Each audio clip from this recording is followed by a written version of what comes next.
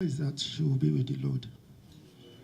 And for me, I think it's time for us to pray. And because she has left a vacuum in your life, the only thing now is for you to continue to pray so that God will give you the heart to bear. To me, I really, you may have to continue to pray for you too, because you need the prayer at this time. I believe your brothers, the same thing. We are all one. Continue to pray for each other. God will give us the heart to bear. Not replaceable. When you lose a loved one, of course, it's painful. Every loss is not replaceable, but the loss of a mother is particularly so.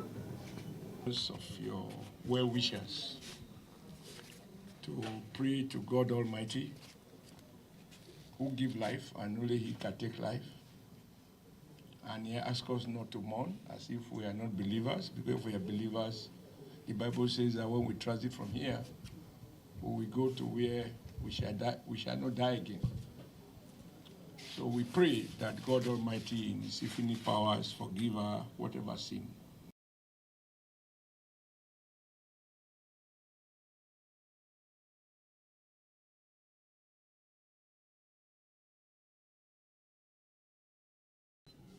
To show his commitment to this family.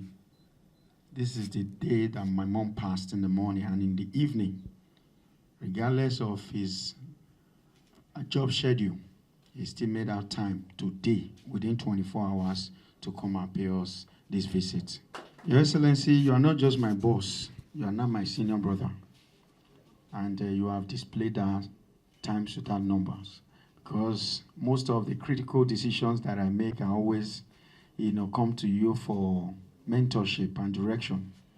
And you've always do it genuinely. You have done it genuinely. And today, my mom has gone to meet with the Lord.